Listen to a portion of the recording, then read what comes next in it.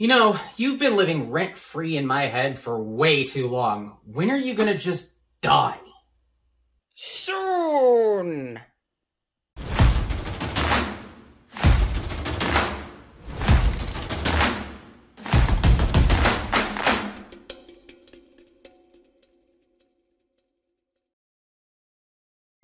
Editing Joe, before we begin. Putting this video out scares me a little bit. I am definitely a little bit worried about it. But I also want to make sure that there's a solid disclaimer on this, that I'm going to be talking about something that very much worries me about Metazoo. And I am doing this as somebody who also works for another card game. And I'm not going to try to hide that.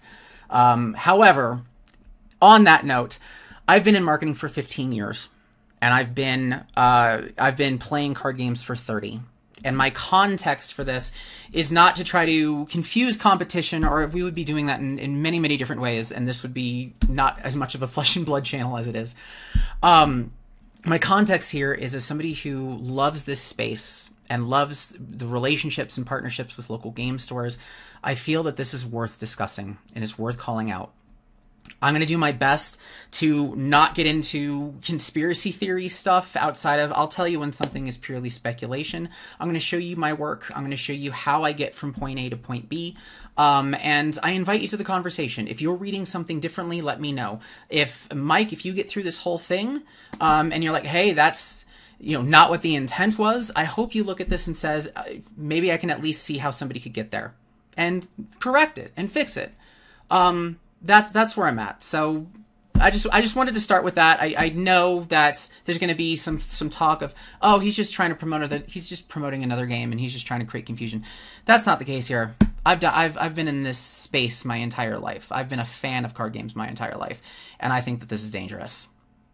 So here we go. Should I be drinking a Kolsch in this glass? No. No, I shouldn't. But we're going to talk about Metazoo today, and this is a Yeti. I don't know if you can see that, but it's Great Divide's Yeti class, so I don't know.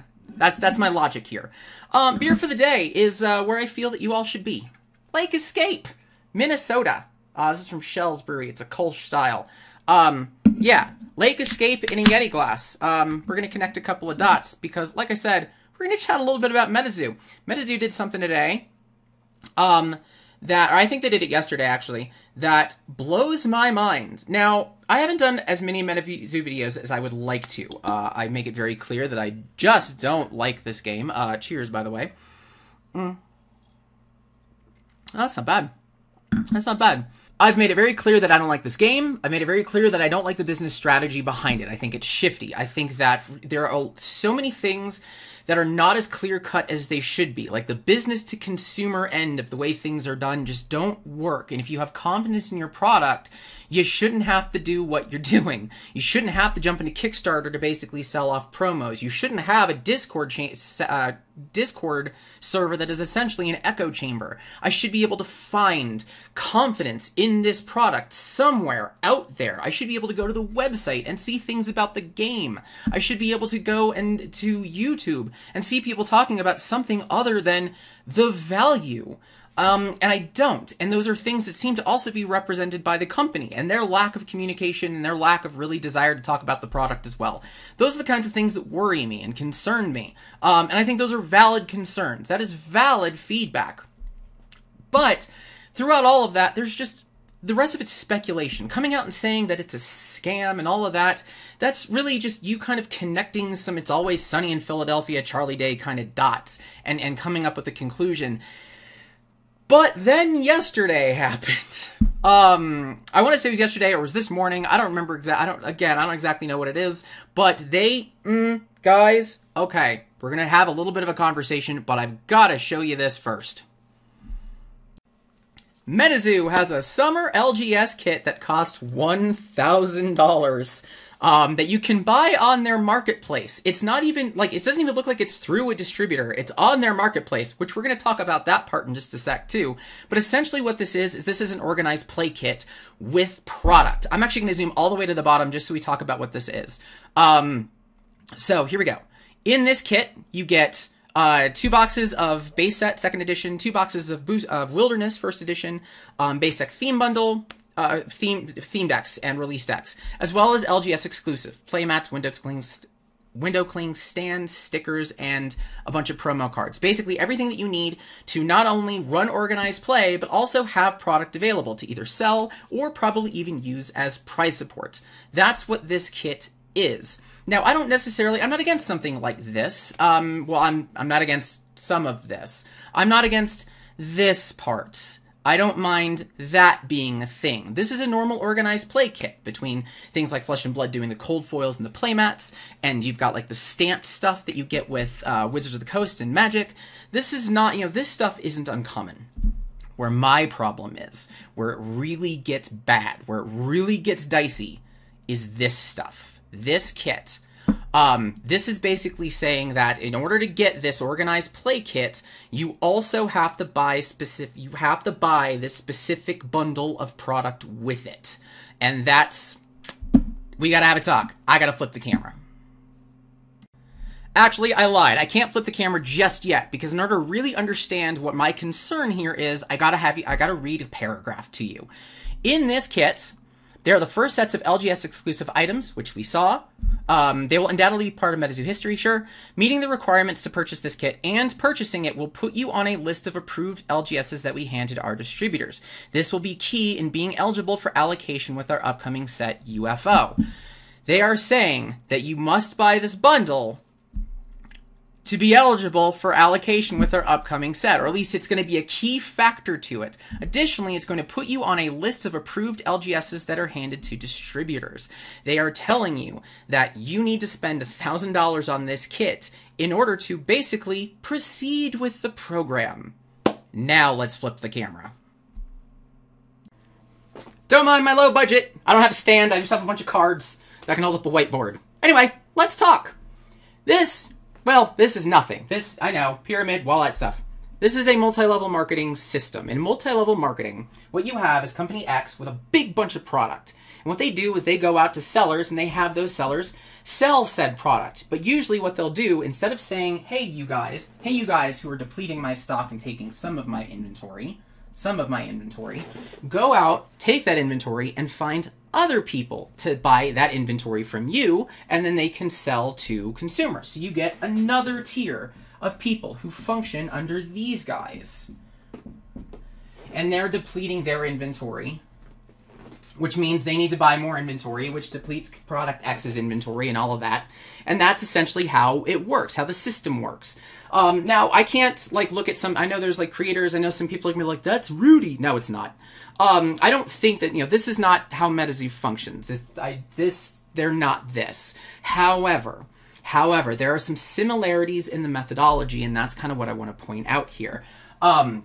So, what happens with the bottom tier? What happens when you've got this bottom tier with a whole bunch of inventory that isn't selling?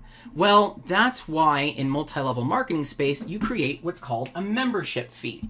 Membership fees ensure that there is always cash flow moving up this chain. No matter what these guys actually sell, in order to stay a part of this program, they need to buy something. They need to buy a certain amount either per month or per quarter. And that's going to be what keeps them around. And mentally, what really keeps them around? How profitable it all can be.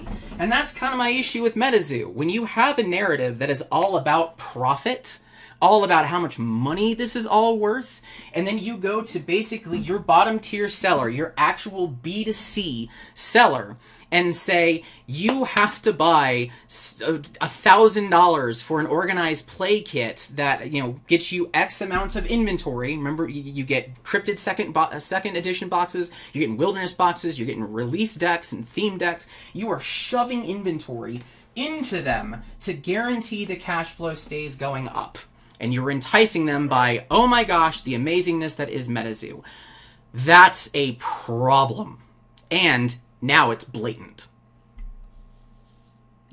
Now, naturally, there could be an immediate counter to this that says that, well, maybe a store doesn't have to run events. It just says that it is a key aspect to whether or not you get allocation, whether or not you stick around, whether or not you can continue to order product. And to that, I've got this. Metazoo Hour, March 30th, 2022, 44 questions. I'm going to go, this is the summary on Meta HQ, run by the Caster Society, who I can only imagine how they're feeling right now. Let's go down to this question.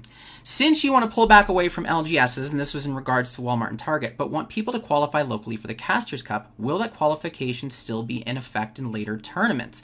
It's a non sequitur since we're removing LGS support from LGSs that don't put on events. They are removing support from LGSs that don't put on events. Where are those events coming from? Well, they're coming from this big batch of fun right here, $1,000 LGS kit. Now, the thing that I don't know is if there are ways to put on events outside of this. That I'm not sure of. I know that you could be a part of that, but this is one of those wild moves that seems so drastic that I can't help but think that no, and I'm willing to be proven wrong, but it's not exactly clear how you can run events anyway. So yeah, we have a thing on the 30th that says in order to get support, you have to run events. In order to run events, you're spending $1,000 on this kit. This kit is bringing you a whole bunch of product that, if you look on TCG Player, this stuff is basically dead. You have the methodology of an MLM. I'm not saying again that it's an MLM, it's just very similar in the mindset, especially when you have something that is so focused on the profit and the to the moon and less focused on the confidence in the game that was created. This is the main criticism, and this is why I am telling you local game stores that either fight this tooth and nail or find a new game. Find anything else, because you are going to get trapped in this cycle. And if this doesn't work, it's gonna get worse. Now, naturally you'd be like, well, wait, let's give them a moment to just, maybe they'll make some changes. Maybe there's gonna be more conversation about it. This kit will be available for exactly 1 week, ending 5/27, after which time it will be retired and the LGS item designs will never be reused. If you're looking at this video and saying, what a knee-jerk reaction, and how dare you just kind of, the first thing that comes to your head, one, I thought about it for at least 2 minutes, which I can't exactly say about this, and two, local game stores have to make the knee-jerk decision themselves on if this game is worth $1,000. And just $1,000 for the summer kit. That doesn't even talk about what could be happening in the future. So a bunch of things, but let's continue on this little journey, and we'll talk about some other kind of issues that I have that are kind of beyond the weird mentality behind all of this. There are no limits to how many kits you can purchase. Okay, maybe there's some stores that can pull that off. I'm looking at the math for this thing, and this is going to be to the benefit of the kit. This looks like 5 events. 10 playmats, 25 stickers, 25 promos. It's 2 playmats and 2 sticker promo, 5 stickers / promos per event. That's pretty cool. That's not bad. That's solid math. I figure if I can run 5 events off of this kit and get 10 people to show up and spend $20 per, I've paid for the kit and I get all this stuff for free. That's good math. This is like $600-700 worth of product. I don't know what it is at cost, but I mean that's solid math right there. Side note, the flip side of that is, even with that, and I'd have to pull off 5 events with 10 people and get them to pay $20, and that's without maybe giving some of this away. That's just me breaking even on this kit. That's all. I'm just breaking even on it. And then I have to rely on selling this stuff, and that goes back to the big old whiteboard where we were talking about shoving inventory down and saying, like, if you want to be a part of this, you're going to have to sell this. And if you look on TCG Player, this stuff ain't selling. It's not. It's all low. So it's not even doing that well in the secondary market. So on top of this being just weird by itself, it also looks like it's kind of a crap way to offload dead product. Good job. Yay, store. The other thing that I want to quickly chat about with this, though... Actually, no, I'm sorry. I wanted to go back. The other thing to look at... any brick-and-mortar store found selling LGS exclusive items online will receive a lifetime ban from purchasing Metazoo products at the distributor level. Good. Yay. Good. That's a thing that needs to exist. You should not be abusing your relationship with a game in order to be selling stuff for profit. But this is missing and in store right here. So there's nothing that says that I as an LGS can't buy this thing and then keep this product and sell these things in store. Or I should say, because I'll distribute these as part of my organized play, and this stuff I can sell in store. In store. And again, we're back to that narrative of the exclusive stuff is to the moon, and we know that this is not going to be very easy to find. I don't expect a lot of stores jumping on this. So that means that these promo cards are very rare. It also helps that there's 6 different designs and each store only gets 1. So of these 25, you're getting 1 of 6 of those. So trying to get a set could be very, very valuable. But knowing that, I can just sell them in store. Or I can partner up with somebody. Like I love that games have these rules, and then they immediately you start seeing these kits go for sale. Like you partner up with somebody. Not to say, I mean, you can't really avoid this. This is not necessarily me saying, oh, look how dumb Metazoo is or anything like that. That's just, you could have at least put in store, though. I know there's a feedback form. I know that you can reach out and say, hey, they're selling stuff in store. You should maybe put that just because you're kind of asking for it at that point. The last thing, though, is I wonder how this does with the distributors. Now, I'm reading this line, meeting the requirements to purchase this kit and purchasing it will put you on a list of approved LGSs that we hand to our distributors. I'm wondering if that means specifically for this kit. So in adding this to cart and going through the purchasing process, maybe you don't give them $1,000. Maybe they say, all right, you've done everything you need to. Now we're going to send you to your distributor.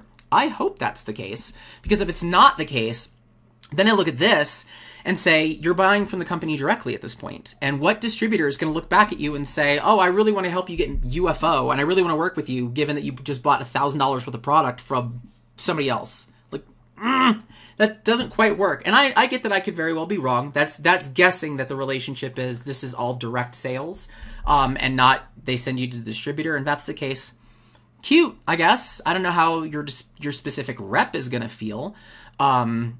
Because that just seems like a logistical nightmare. So your rep might not be a big fan of you as a local game store. But it's this kind of stuff. This is the stuff that makes me worry. This is the stuff that I look at. And it kind of goes to my very beginning of it's just straight up abuse, for lack of a better term. The relationship and the trust that you have local game stores is flat out being abused. In this video, I'm not targeting the fans with this. You guys who are all about Metazoo all the way to the moon stuff, this is not for you. This is for the LGSs, because as I mentioned at the beginning, all of this stuff coming together, knowing that you're kind of trapped in this cycle, or you're being teased at being trapped in this cycle, that's why I basically just said you're food. You guys are food. So I'm gonna wrap this up, because at this point I'm just gonna be going in circles, but I figure I want to share kind of some personal thoughts on this, because this is not the first time I've had similar criticisms. This is just kind of something that just crossed a line. So yeah, let's finish this. A common criticism against those who bash Metazoo, it's basically what this is. Common criticism against those who bash Metazoo is, why do you care so much about something you don't care about? I don't care about Metazoo. I don't care about the game. I'm not invested in the community. I have nothing invested in this. Why do I care? Why is this living rent-free in my head? Why am I spending time making a video on it and calling it out? I don't do this for other games that I don't play. And the counter that I have to that, the response that I have to that, is that this doesn't just affect those people who are just a part of the Metazoo community. I came out with the USB-CC thing because I felt that it was actively abusing the audience who were basically being sold promos. And if you kind of look at the math of that, it's not crystal clear that that was really trying to sell playing card decks. But again, that's speculation. Something like this, though, represents what I feel is a game company actively abusing an industry that they also say they rely on. And these are stores. These are stores that I go to. These are other players and other fans of other card games who are, shifting over. And there are people who I respect that have kind of fallen into this Metazoo idea. And it's created an odd negativity towards just everything else that isn't skyrocketing in value and that isn't driven by hype. And it sucks. It sucks to watch. And that's why I think these things are worth calling out. And I know that, Metazoo, I know you're watching. I know you're watching this, Mike. At least I hope you've gotten this far. But But the biggest concern that I've always had is the message that you have put out about your game and your product into the world as far as what you've wanted people to focus on. There's nothing on the website about the game. There is very little content about the game itself, and it is all about the value and the new, and it's a perpetual hype train. And when you mix that with something like this, where you've created basically a funnel that a store can get trapped in, not even players. This video is not targeted at players. This whole thing is targeted at LGSs. When you start trapping them into this model, and your message is about the value and not even about the game that they're trying to do organized play for, I worry. And I would love to see you take that part seriously. I would love to see articles and design notes and dev changes. I would love for you to be more lax on how you get people into things like the Caster's Cup. We all saw that, changing the rules at the end. You had some very prominent supporters of you get banned all of a sudden. These are not things that, if I wanted to be interested in the card game, I would expect from the card game company that made it.